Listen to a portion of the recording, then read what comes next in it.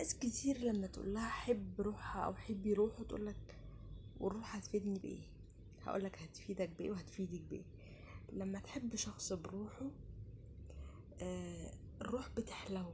ما تحب شخص بتصرفاته ومواقفه وما يهمكش اي حاجة تانية، مع الوقت بتبقى احلى.